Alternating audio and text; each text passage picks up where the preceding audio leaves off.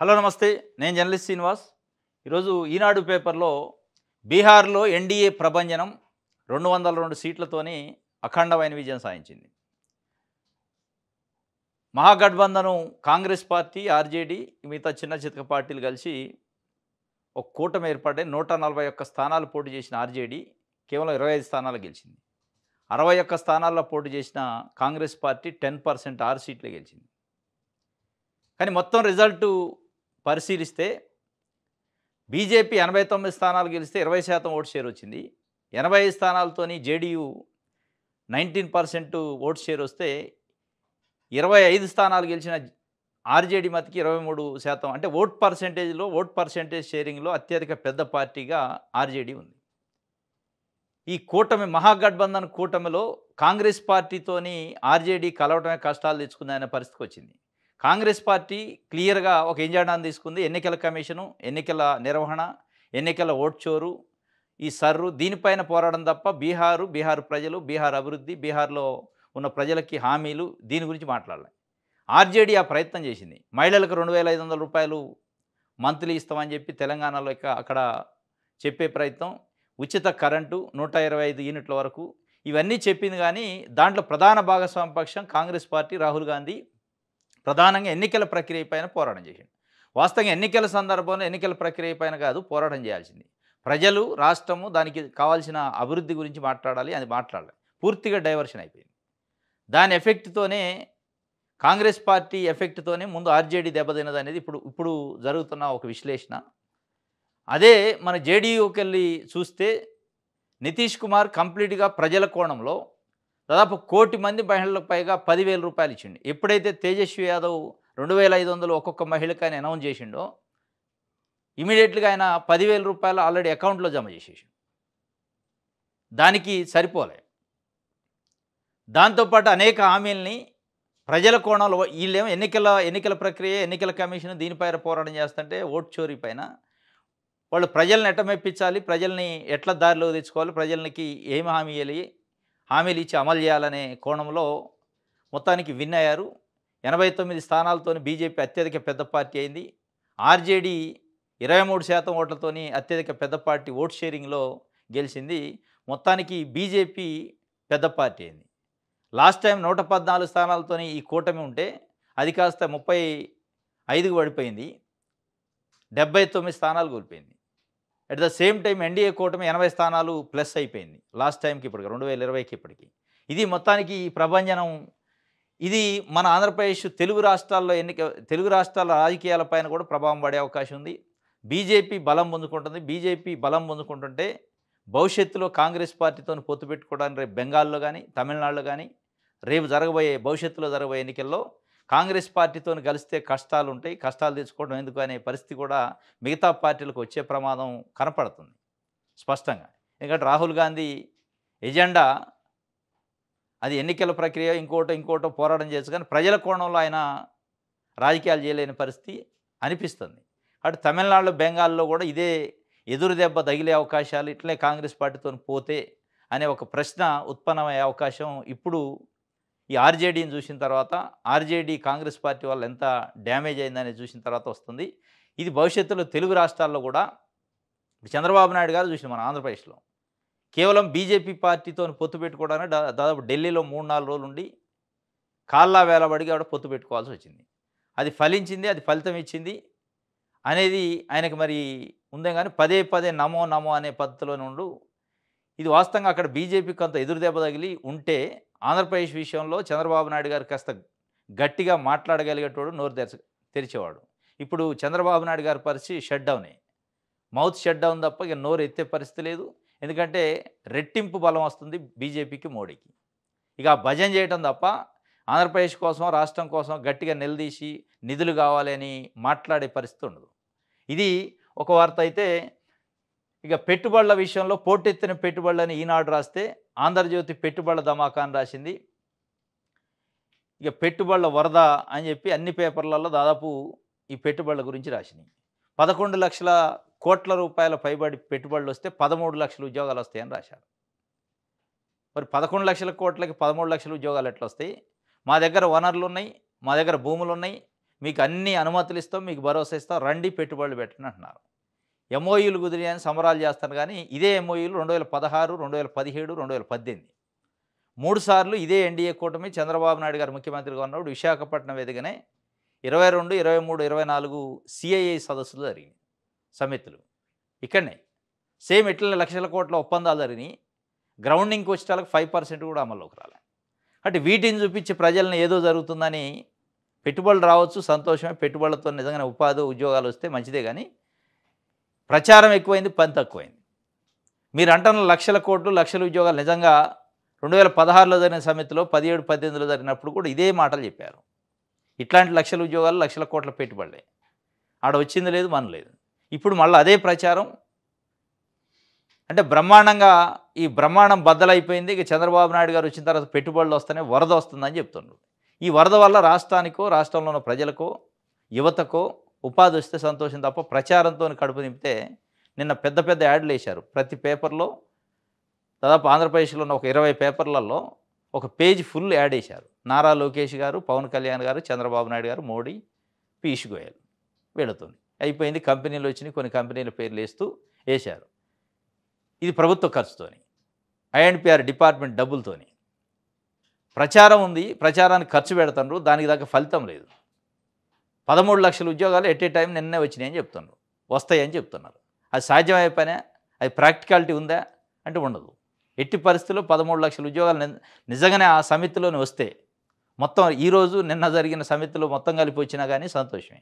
అట్లా వచ్చే కాడికి ఉంటే 2016, 17, 18లో జరిగిన ఇట్లాంటి సదస్సే జరిగింది. ఈయన గారు పెట్టిందే, చంద్రబాబు నాయుడు గారు ఆధ్వర్యంలోనే. ఎన్ని లక్షల ఉద్యోగాలు వచ్చినాయి, ఎంతమంది ఉపాధి ఉన్నారు, అన్ని లక్షల ఉద్యోగాలు వస్తే హైదరాబాద్కో లేకపోతే ఇంకొక ఫారెన్, బెంగళూరుకో లేకపోతే ఫారెన్కో యువత వెళ్లాల్సిన పరిస్థితి ఎందుకు వస్తుంది అనేది కూడా విశ్లేషించుకోవాల్సిన అవసరం ఉంది. ఇది ప్రచారం కంటే పనిచేయాలి. ఇది ఒక వార్త ఈనాడుకు సంబంధించి. రైట్. పెట్టుబడుల ధమాకా తొలి రోజు 8,26,668 కోట్ల ఎంఓయూలకు సంతకాలు. ముందు రోజుతో కలిపితే 11,91,972 కోట్లు. దీంతో 13,32,445 మందికి యువతకు ఉద్యోగ అవకాశాలు. ఇదే నమ్మటానికి లేదు. వచ్చింది 11,91,091 కోట్లు అయితే ఉద్యోగాలు 13 లక్షలు వస్తాయట.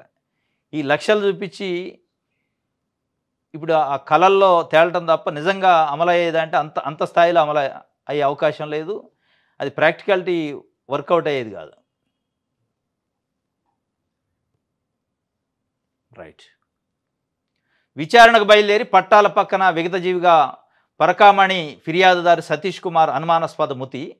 రాజీ కేసుల విచారణ కోసం తిరుపతికి రైల్లో వెళ్తుండగా తాడిపత్రి సమీపంలో జీఆర్పీసీఐ సతీష్ మృతదేహం లభ్యం. జీఆర్పీసీఐగా ఉండి ఇప్పుడు గతంలో టీటీడీ అదనలో అక్కడ సేవలు చేసిండు.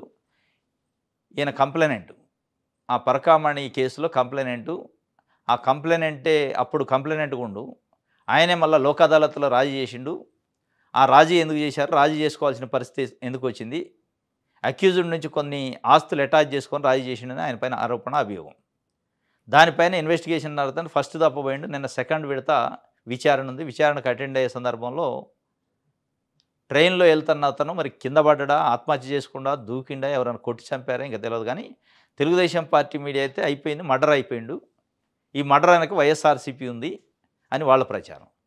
లేదు ఇది ఆయన్ని ప్రభుత్వం యొక్క ఒత్తిడి వల్ల, ప్రభుత్వ వేధింపుల వల్లనే చనిపోయిండు అని చెప్పి వైఎస్ఆర్సీపీ చెబుతుంది. మొత్తానికైతే కంప్లైనెంట్ చనిపోయిండు. సరే, కంప్లైనెంట్ చనిపోతే ఇప్పుడున్న మెటీరియల్ ఎవిడెన్స్, వాళ్ళ దగ్గర ఉన్న డాక్యుమెంటరీ ఎవిడెన్స్ ఏం చెప్పింది. కానీ ఇప్పుడు ఆ పోస్ట్ మార్టం రిపోర్ట్ అవన్నీ బయటకు వస్తే వస్తుంది. ఇప్పటికే తెలుగుదేశం పార్టీ మీడియాలో breaking news, already post mortem report వచ్చేసింది, హత్య చేశారు, మెదడంతా చితికిపోయింది, చిందరబందరైంది, ముక్కలు అయిందని చెప్తున్నారు. అది ఎంతవరకు నిజం అనేది భవిష్యత్తులో మనకి తెలవాలి, చూడాలి. మొత్తానికి సతీష్ అనే వ్యక్తి నేను ట్రాక్ పక్కన డెడ్ బాడీ ఉండు, దీనికి సంబంధించిన ఒక విచారణ జరుగుతుంది.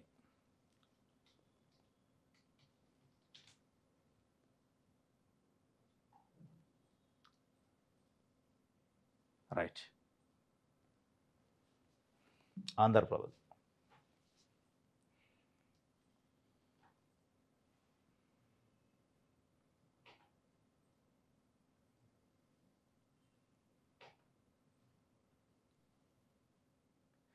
ఏపీ సేఫ్ ప్లేసు పెట్టుబడులు పెట్టేందుకు నిస్సంకోచంగా రండి. ఒక్కసారి ఒప్పందం కుదిరితే మా ప్రాజెక్టే మీకన్నా వేగంగా పనిచేస్తాం. తక్షణం అనుమతులు, గ్రౌండింగు, రాయితీలు. ఏపీలో 3 సానుకూల అంశాలున్నాయి.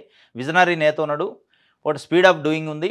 డబుల్ ఇంజన్ సర్కార్ ఉంది. సిఐఏ సదస్సులో పారిశ్రామికవేత్తలకు మంత్రి లోకేష్ పిలిపించండి. ఏపీ సేఫ్ ప్లేస్ అట, రండి పెట్టుబడులు పెట్టండి. ఒక స్లోగన్ ఇచ్చారు.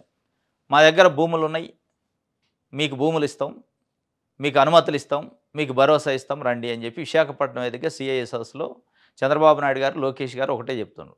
మా భూములు మీకు ఇస్తాం, మీరు రాష్ట్రంలో పెట్టుబడులు పెట్టండి, ఉపాధి ఇవ్వండి. మరి ఈ భూములు ఇవ్వటం వరకే ఉంటే, ఎందుకంటే కాకినాడ సెజ్ పేరుతోనే ఎప్పుడో 20 సంవత్సరాల క్రితం చంద్రబాబు నాయుడు గారు ముఖ్యమంత్రిగా ఉన్న టైంలో ఇట్లే 100 ఎకరాలు ఇస్తే అది క్యాన్సిల్ చేశారు. మన పవన్ కళ్యాణ్ గారు ఆయన సూచన మేరకు ఇప్పుడున్న ప్రభుత్వం క్యాన్సిల్ చేసింది. అప్పట్లో భూములు ఇచ్చారు, ఆ భూములు బీడుపడ్డాయి, రైతుల చేతుల్లో లేవు. అది పంటకి లేదు, అక్కడ పరిశ్రమ రాలే, ఉపాధి రాలే.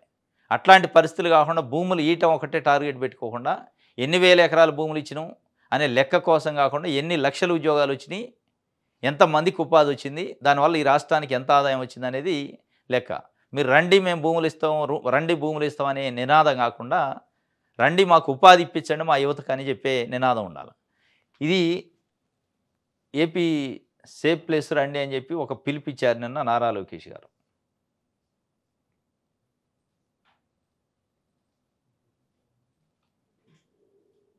రైట్. సాక్షి పేపర్.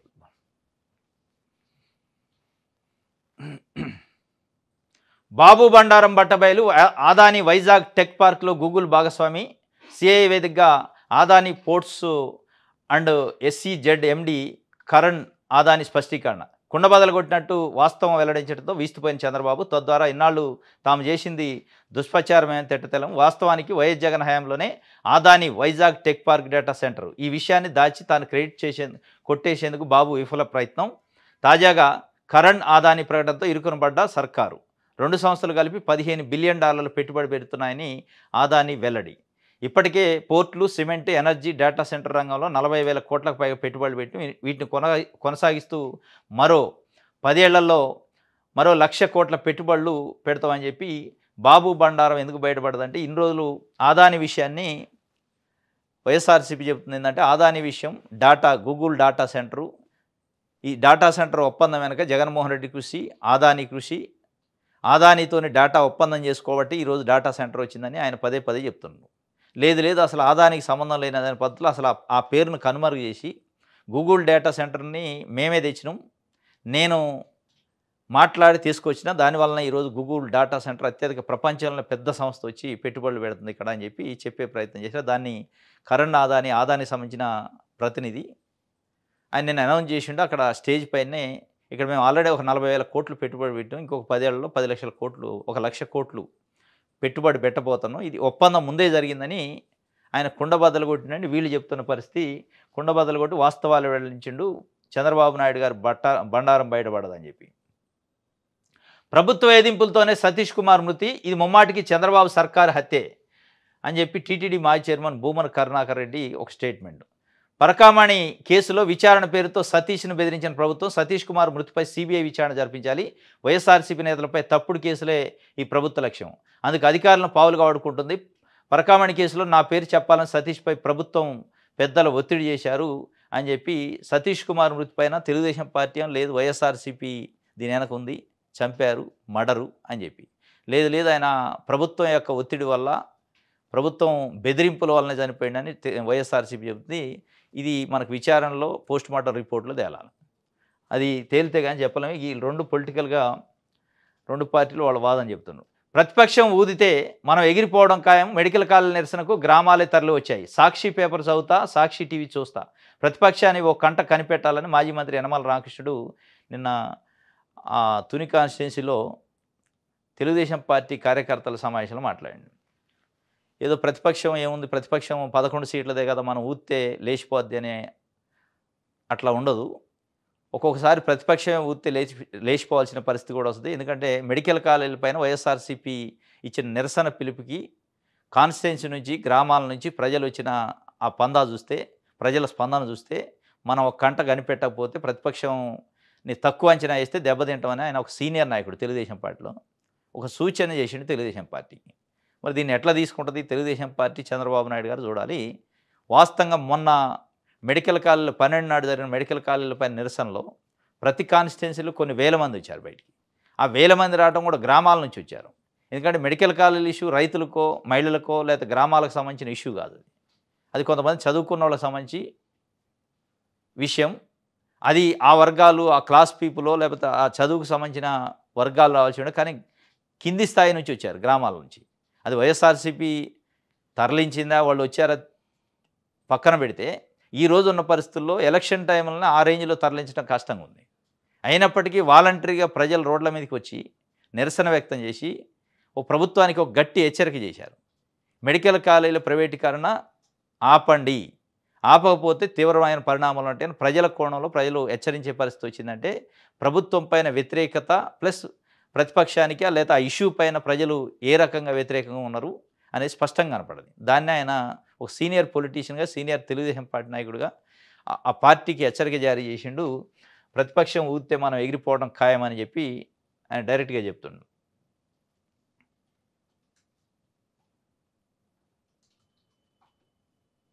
రైట్.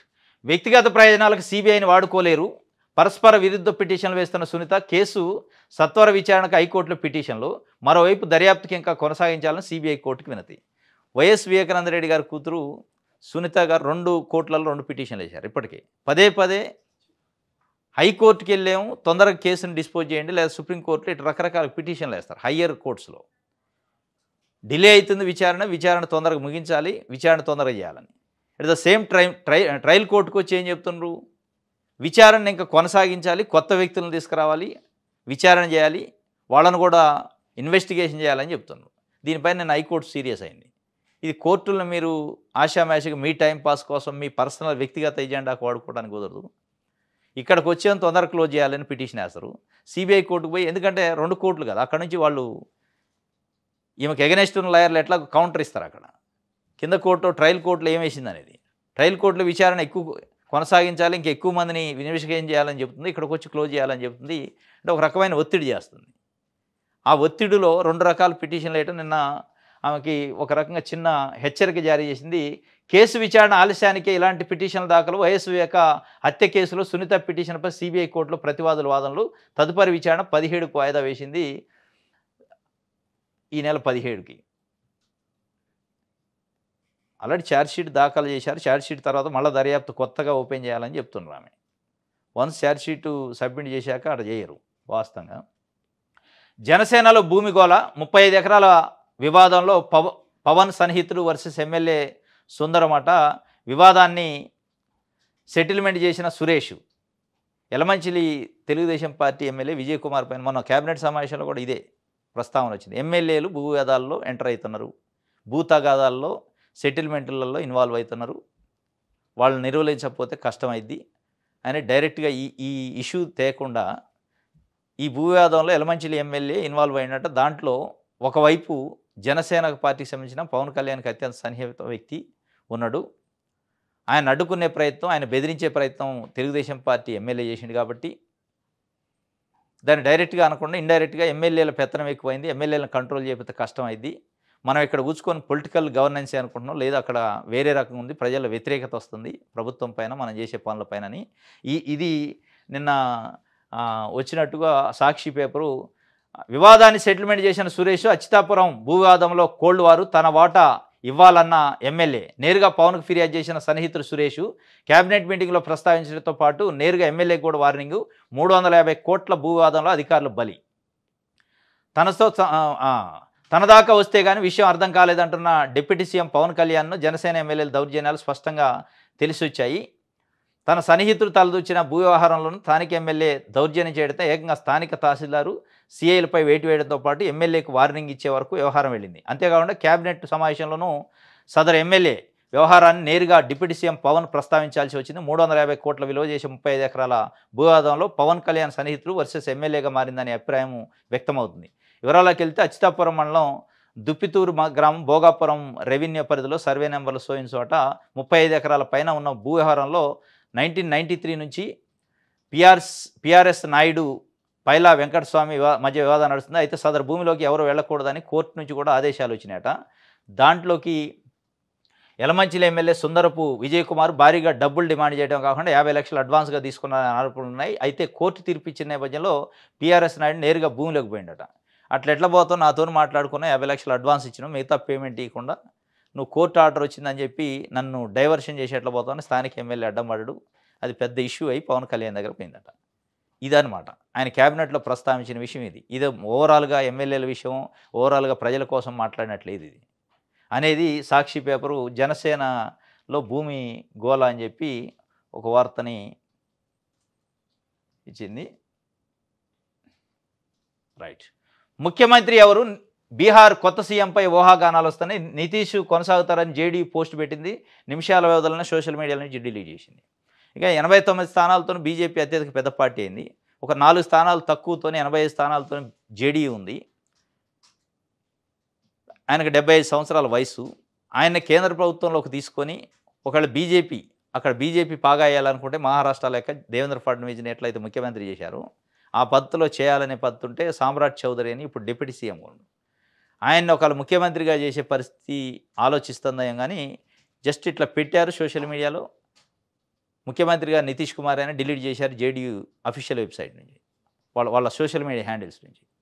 ఏంటి ఇబ్బంది? ఎందుకంటే బీజేపీకి బలం పెరిగింది. చిరాగ్ పాస్వాన్కి కూడా సీట్లు ఒక 19 సీట్లు వచ్చినాయి.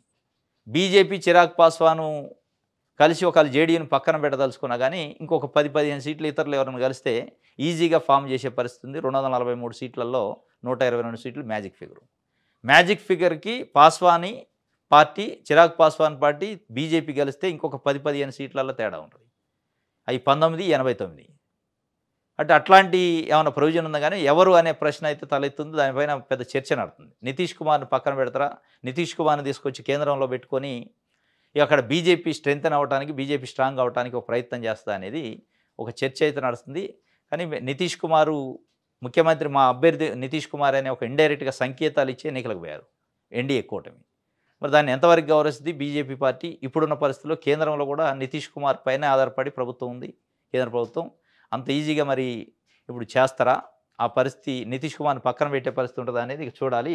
మహారాష్ట్ర తరహా ప్రయోగం ఏమైనా చేస్తారా అనేది ఒక చర్చ అయితే నడుస్తుంది. రైట్. గఠబంధన్ ముంచిన ఎం ఫ్యాక్టర్ అట. ఈ గఠబంధన్ ఏం చేసిందంటే ఎం ఫ్యాక్టరు ఎంవై అని ముస్లిం అండ్ యాదవ్ కాంబినేషన్లో మనం గెలవబోతున్నాం, ముస్లిం యాదవ్ అని జపం చేసింది. అది ఎన్డీఏ కూటమి మహిళలు యువత అని ఒక ప్రచారం చేసింది. యువతకి నిరుద్యోగ వృత్తి, మహిళలకి 10,000 రూపాయలు జమ చేయటం, 1 కోటి మందికి పైగా మహిళలకి. అది సక్సెస్ఫుల్గా వర్కౌట్ అయింది. ఈ గఠబంధన్ కుషితలకి వీళ్ళు ముస్లిం కార్డు ఉపయోగించారు. ఎందుకంటే అక్కడ మెజారిటీ ఒక 17% ఓట్లు ఉన్నాయి ముస్లిమ్స్కి. ముస్లిము, బీసీ, యాదవ్ కమ్యూనిటీ కలిస్తే ఈజీగా వర్కౌట్ అయింది అనుకున్నారు. అది వర్కౌట్ కాలేదు. ముస్లిం కమ్యూనిటీలో ఎంఐఎం పార్టీ ఒక 30 స్థానాలు పోటీ చేసింది, 5 స్థానాలు గెలిచింది. ఆర్జేడీకి తీవ్రమైన దెబ్బ కొట్టింది ఎంఐఎం పార్టీ వల్ల. 30 స్థానాలు కోల్పోయింది ముస్లిం ఓట్లు చేల్చడం వల్ల. ఇది గమనించుకోకుండా వాళ్ళు ముస్లిం యాదవ్ అని ఒక ఎంవై అనే ఒక ఫ్యాక్టర్ని పెట్టుకొని పోయారు. ఎంవై ఫెయిల్ అయింది. మహిళలు యువత అనేది సక్సెస్ అయిందని చెప్పి ఒక ఎం ఫ్యాక్టర్ ఫెయిల్ అయిందని చెప్పి ముంచిన ఎం ఫ్యాక్టర్ అని ఒకటి ఇచ్చారు. ఇది ఒక వార్త. రైట్. స్వరాష్ట్రంలో చతికిలబడ్డ పీకే అందరినీ గెలిపించి విచిత్ర పరిస్థితిని ఎదుర్కొంటున్న ఒకప్పటి ఎన్నికల వ్యూహకర్త. బీహార్ ఎన్నికల ఘోరంగా విఫలమైన ప్రశాంత్ కిషోర్ జన్ సురాజ్ పార్టీ నితీష్తో పొసక్క సొంత పార్టీ పెట్టిండు. అంతకుముందు జేడీయూలో జాయిన్ అయ్యిండు. జేడీయూలో జాయిన్ అయ్యి బయటకు వచ్చి జన్ సురాజ్ పార్టీ పెట్టిండు. ఆయన 2014లో మోడీకి ఎన్నికల వ్యూహకర్త కానించి మొదలు పెడితే చాలామందిని, చాలా పార్టీలని, చాలా లీడర్లని, ముఖ్యమంత్రులని చేసిండు. చాలా పార్టీలను గెలిపించిండు. వ్యూహకర్త, నెంబర్ 1 వ్యూహకర్త అని పేరు పడింది. ఆ వ్యూహకర్త కాస్త ఆయనకాయనే వ్యూహాలు వేసుకోలేని పరిస్థితి, ఆయనే ఓడిపోయింది. ఇప్పుడు ఒక్క సీట్ అంటే ఒక సీటు గెలవలే. ఇప్పుడు మొత్తానికి చతికిలబడ్డట్టు అయింది. అందరినీ గెలిపించినోడు ఆయనే గెలవలేకపోయింది అనే ఒక వార్తనిచ్చింది. రైట్. ఇది సాక్షికి సంబంధించి. ఇది ఈరోజు న్యూస్ అనాలిసిస్. రేపు తాజా వార్తలతో తిరిగి కలుసుకుందాం. Thank you.